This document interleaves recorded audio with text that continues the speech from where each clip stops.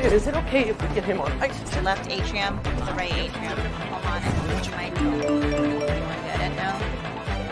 Fine, go. Is that everybody? Good thing robots don't crack under pressure. Am I right? Seamlessly connect your entire team with Zoom Team Chat, phone, and more. Now, that is a side of Zoom you probably haven't seen as much because it doesn't involve a grid of your coworkers smiling back at you. It ran on Amazon Prime on Thursday Night Football this last week on October 27th for the first time. And it's the first time that Zoom has run an ad on TV or CTV. It's all a sign that they want to be known as more than a video conferencing service. And here to talk with us today about the strategy behind the ad is Janine Pelosi, Chief Marketing Officer of Zoom. And I am Jack Neff, Editor-at-Large of Ad Age. Janine, this, I believe, is the first time you've done TV or CTV. Why did you decide to do this? So we've done some ads. Well, first, thank you for having me, Jack. It's always great to reconnect with you. And we're so excited about the ads that we're bringing to light that share these new and innovative use cases that really didn't exist a couple of years ago or existed in pockets. And so for us, while we've done some streaming ads in the past, this is our first time with Thursday Night Football. And look, we love to test and innovate. So we'll see where this takes us. This is part of a broader branding campaign for Zoom that I think broke mid-September. And tell me about what you're trying to do with the broader campaign. Yeah, so I mean, I would think about it as this is indicative of the Zoom of today, which is so much more than meetings, right? We've had things like Zoom rooms, team chat, Zoom events and such for some time, but we're really highlighting this use case with Zoom team chat. I mean, look, we all are living and breathing communications, whether we're in the office or whether we are working remotely. And the faster, the least amount of friction that we can bring to those experiences is what Zoom is all about. So we're excited to have a campaign that really brings that all together and reminds folks who have loved and used Zoom for many years or are new to Zoom that there is so much more to the platform than just the meetings that we all know and love. This ad in particular positions Zoom as team chat, as a workplace texting platform, and I tend to think of Slack in that lane. How hard is it to break into that lane for Zoom? You know, I don't think about it as breaking in. It just feels natural, and we've always taken our product development, from a starting place of what does the customer need. I know it sounds a little cheesy, but honestly, we start there and then we build, right? And for us, whether you are on video, whether you're chatting, whether you're using our Zoom phone product, as long as you're getting what you need to done at the end of the day, that's what it's all about. So that's the approach that we take from an innovation standpoint. Someone who is used to Zoom as probably the default video conferencing platform and Slack is the default workplace collaboration and texting platform, and occasionally people trying to make me get on Microsoft Teams and doing that. And I was wondering, what's the best case you can make for why I should be using Zoom for everything?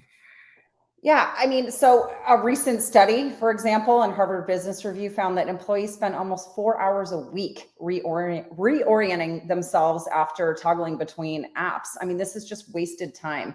And if you think about connections, there's times where, hey, if I don't need a meeting, I'm going to cancel that and I'm going to do it over chat. And it doesn't really matter, right? As long as I said before, you're getting what you need to accomplish. So we're about, allowing people to accomplish more and doing that over the platform in one place without having to switch around and think about where your communication is. That's just energy that folks shouldn't have to expend, right? That should be on the onus of the products. For this campaign, you used a new agency, 72 and Sunny, for the creative, I believe. I think VaynerMedia on the media side. Tell me some about those relationships and how it's working out.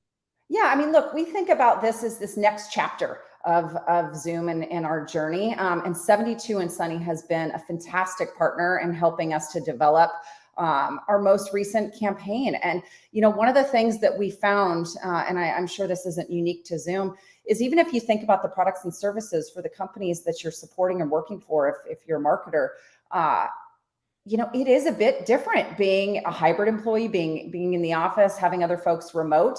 And so even, there was a learning curve that we all had to go through when I think folks on the 72 and Sunny side, or even new folks from Zoom, really, really default to think about the video experience. I mean, it is such a strong experience that we all live in and breathe in so many different aspects of our life, that was probably one of the fun, unique challenges to really overcome. And in a way, it allowed us this focus group and testing through the development of the campaign that we didn't really expect, that really helped us come out with an incredible product from a campaign standpoint at the end of the day.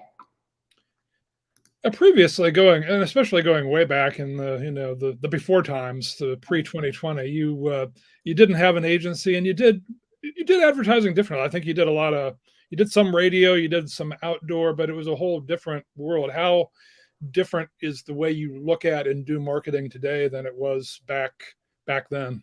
Yeah, I mean, goodness, I'm coming on an 8-year mark here at this wonderful company, and if I think about the job back then from today, in the beginning, it was really around awareness, right? We had this incredible product, an amazing flywheel that allowed for so many folks to upgrade as necessary, use the product for free, whatever it meant. Their draw to the product, their connection to the company was really important to the work that we did. So having that authentic relationship was key, as was validation. Rather, third-party validation goes a long way. We entered into a very crowded market at that time. There were folks, incumbents that we all know and love that, people thought that it was done, right? And then an experience that comes through and takes away all of that friction was really Zoom. If I fast forward to now, it's not really around awareness, right? We can safely say that many folks understand that Zoom represents experiences to connect folks through video. It's really around perception. And in some ways that's harder than driving the awareness in the first place, changing the perception, right? And so this is really, really about sharing that Zoom is so much more than what we know and love, right? And so that's the difference, I think, in the job. We've worked with some agencies over the past, throughout my career, whether it's large agencies, small boutique, or none. We did a lot of it in-house. Most everything that we did at Zoom was in-house, and I think it really allowed a connection to the work from the employees at Zoom to really come to light, which delivered a really, I think, authentic end product. And so, from a media standpoint, I don't see it all that different, right? We want to make sure that today it's really more about probably the product marketing, product level awareness and advertising and showcasing what we have versus just that connection that you can do something over the platform. I think back to March 2020, it had to, it was a tough time for a lot of people, but it was probably a tough time in a different way for you.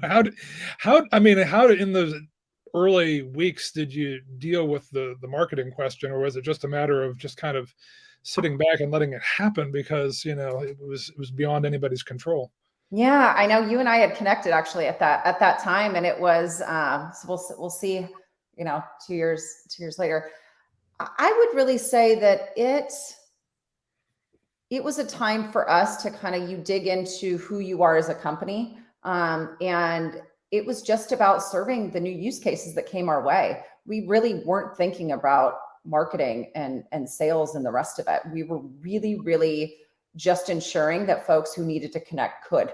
And it was so neat to see folks that, we had some big events, big industry events happening at that time that were, going to go on, and then they were canceled. We all kind of went through that as an industry. And, we had events folks that were turning their time to doing hundreds of YouTube videos, right? I don't even know how they did the output that they did from a content standpoint. And so everyone just kind of came together to rise to what was needed because we knew we were serving for such a different purpose at that point.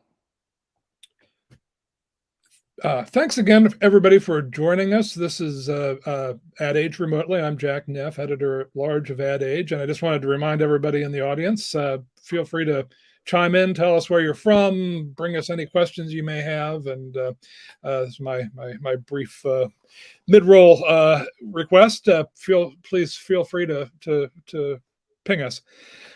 Janine, you mentioned basically just how ubiquitous the platform is for people at this point. And I was wondering if you have a sense of what your brand awareness is, which has to be through the roof, but also just how you measure whether you're getting across the point that you're also more than the video platform as well.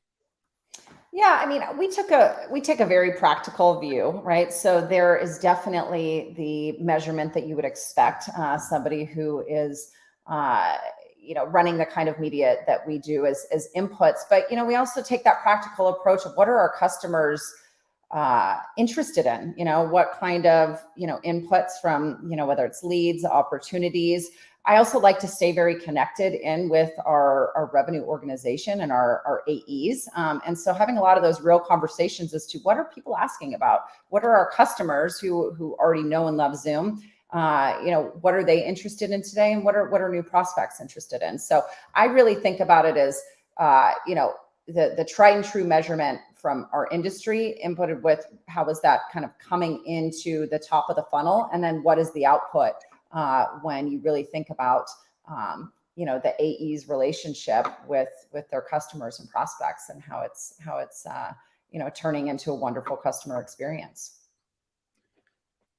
You do have the advantage of that huge installed base. And Yes. I was wondering, from a customer experience standpoint, are you tempted to use that to market everything else you can do, or is there the fear of turning people off if you start getting pop-ups or whatever that are going to tell people to come use Team Chat?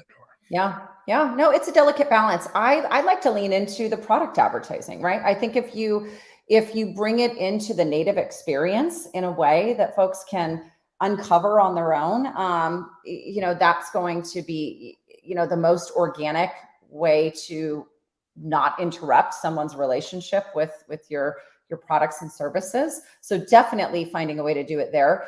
Webinars using our own products, right? Zoom Events is absolutely fantastic. We'll be hosting our Zoomtopia user conference next week. We're doing a part of that physical, which we have not done in 3 years, but also we'll have a massive virtual experience. So using our own products and services to build those relationships and make sure that our customers understand the awareness of and are aware of what other offerings that Zoom has to offer. Because look, what we hear all the time is, whether you are a Fortune 1 company or whether you are a prosumer purchasing online, it's about having a trust in the company that you are doing business with. And so if you can develop that trust, which I think we really have with our customer base, then they're going to be open to that, right? And going back though, you can't just be shoving ads in people's faces. We're seeing this change all over the place. I won't name any streaming networks, but everything's got commercials again, right? That we thought, I thought we paid to not have this, right? The industry is changing, and so it's it's going to be. I think we're all going through an interesting economic environment too, right? And so there will be pressure for folks to do things that are not natural. For Zoom, we stay with a natural customer first experience and build from there. You brought up an idea for me, though, the idea of, you could have ad-free Zoom or Zoom with ads. It doesn't sound like that's the path you want to go down right now. We do have a question from Luke from LinkedIn. Are you able to speak to what other technology Zoom is working on, around the corner type of tech or things of that nature? I will use this to plug Zoomtopia again. So we have our user conference next week. I encourage you, if you are able to attend in person, go to zoomtopia.com and sign up and meet us there. We do still have some space, but we also have our virtual experience. And there we're going to have product highlights, our developer path. Eric will be talking about what's coming. So it's going to be a phenomenal opportunity to hear what is next. And like I said, that is just right around the corner next Tuesday. Excellent. And you did bring up some, I mean, one, I wanted to ask about Zoomtopia, but I was wondering, if it was going to go to a physical event, and obviously you have. What made you decide to start bringing people back in person? And tell me some about the details of where that is and how many people you expect and that. Yeah, so it's going to be taking place in downtown San Jose next week, Tuesday and Wednesday, the 8th and 9th. And, for us, I've always described our user conference as a physical manifestation of our brand. I mean, it is just a wonderful opportunity to see our customers, hear about new use cases, give them a big hug. And we've missed some of that, right? I think there also is this, misconception, that, your Zoom, everything should be virtual. And we're definitely taking a virtual first, and we will have a remarkable experience virtually. But for us, it is important to still build those connections, right? And we were, for example, I was a 5-day in the office employee before the pandemic hit, as was Eric and many others. And so, there's not one way to do this. And I think as many others, we didn't know, right? You plan these events far, far in advance. You didn't know what the industry was going to be doing. I think there was definitely a pull to physical back in the spring. It was a little bit of a honeymoon period. And now, we're starting to see where things will actually level out. But I think we're still in the middle of understanding. But what I do know is people are craving physical human connection. And so we're really excited to have that as an element. It is smaller than what we've done in the past by design. So we did, we've always wanted to take a different approach to Zoomtopia. We've thought about it more of a festival and a celebration of our customers than the typical tech conference. And so for us, it's just going to be, another opportunity to do just that. Actually, you bring up something that I'm curious about. Actually, what does back to work look like for Zoom? Do you have a set number of days you bring people in? Is it totally flexible? How does it work? Yeah, we're trying to figure it out, just like everyone else. I will say we haven't quite gotten there just yet, but we are encouraging our employees to come into the office Tuesdays and Thursdays, or days that we've identified, just because I think folks go, if I go in, am I going to see anyone? And we thought it was really important to put a few of those anchor days in. Nothing is mandatory, so we have not mandated anything for our teams. And look, I see our offices as an asset, right? If you happen to live in an area where you're able to drive into an office or make your way in, that's fantastic, right? And it's an opportunity to see and have a different kind of experience with your coworkers. So for us, not mandatory, but we are trying to encourage having that hybrid if it's available and an option where you live. That makes sense. And I do recall, actually, part of Zoom's marketing in the pre-pandemic era was actually advocacy for remote work. And I was wondering, I would imagine that's not something you need to do anymore, because that ship has sailed. Yeah. No, look, it's about a balance. And so for us, like Zoom rooms, our conference room product is one of my favorite things, right? You need to change up. You can't, I personally am not as productive sitting in my home office all day staring at my screen, right? I get my energy from other folks, right? So I love the opportunity to break up my week. And so no, we definitely do not need to be out there touting the benefits of remote work. I think we've passed that curve. But I think there's also a benefit to having a productive work environment that does bring people together physically as well. So we'll see where things land. I think we're all still trying to figure it out and seeing what norms kind of get created and what productivity really means. I think that's something, I think a lot of folks have tried to put some definition around hybrid. For me, it's about having an equitable environment no matter where you are, right? How can you have be as included in what it is that you're engaged in, whether you're remote or physical, and then bringing those folks together. And I think we need to be having more of those conversations. It seems like one of the parts of your job that has to be kind of fascinating is the extent to which Zoom is in popular culture, is in social media, organically, spontaneously, what have you. As I was trying to come up with questions yesterday, I did a quick Twitter search, and one of the first things that popped up was a tweet from Serena Williams asking about what the etiquette is for when Zoom meetings move into the bathroom. And it's just there is so much all the time. I guess one question I had is just, in net, is it positive? Obviously, there's some negative aspects of what, how Zoom is portrayed at times too. Is it a net positive, all the buzz? I think it's a net positive. Look, if you can find ways to bring people together that otherwise could not, what's not to love about that, right? And so it's not exactly, I think, how you never know how life is going to turn out. And I don't think Eric ever envisioned many moons ago that Zoom would be used in the way it is today, but it's wonderful. And you have to, I think, embrace change. And we really drive, like I said, the innovation around those use cases.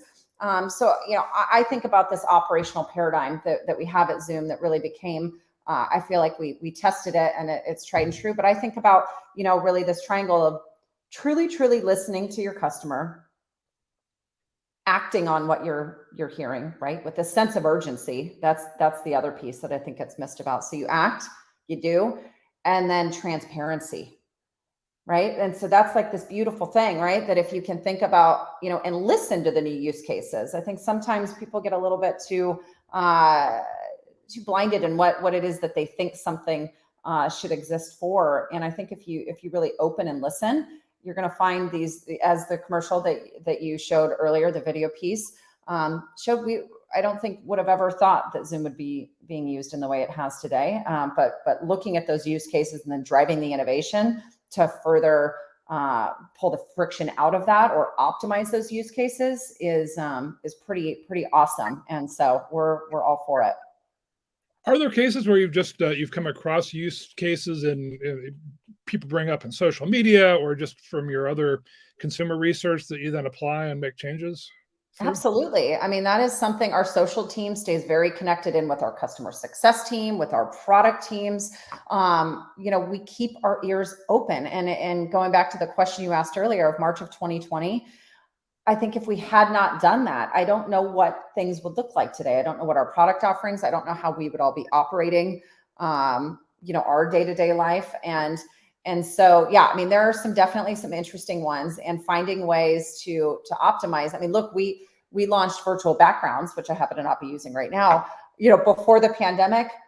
I mean, I don't know what things would look like without virtual backgrounds, right? I think we can all say those were an asset to many over the past few years. And so, that was one that I still look back and laugh, and thinking at the timing of launching that before we really knew how it would be used. And a lot of fun. Somewhere in my Zoom, Oh yeah, I have a lot of some very odd virtual backgrounds that I've not trotted out for this purpose. But got a question from Matt on LinkedIn. Does Zoom plan to lean further into the sports streaming space, creating opportunities for fans across the globe? We do a lot with sporting partners around the globe, and so we are definitely looking at some new use cases. I mean, you saw maybe our partnership with Red Bull Racing, for example, and I had the privilege to be there in Austin, recently, and seeing the way that our team chat, for example, is being utilized, the team connecting the paddock in, with the folks overseas that aren't able to be there, has just been absolutely incredible. So finding ways to connect, the fans and, consumers around the world into those kind of behind the scenes experiences is pretty cool. And so we try and, even our partnership, if I think about with Formula One globally, I mean, it really came out of this necessity early on in the pandemic, when they were not able to bring folks physically into the paddocks and they wanted to still connect with their fans. And so doing that virtually kind of came out of that. I was wondering, as we were talking about earlier about all the pop culture, have you ever put together a sizzle reel of all the stand-up comedy references, et cetera, for Zoom? We have some fun things internally that, yeah, we need to look at, I think, bringing those out into the world. We started, we use obviously our Zoom chat. We have a cool and inspiring stories.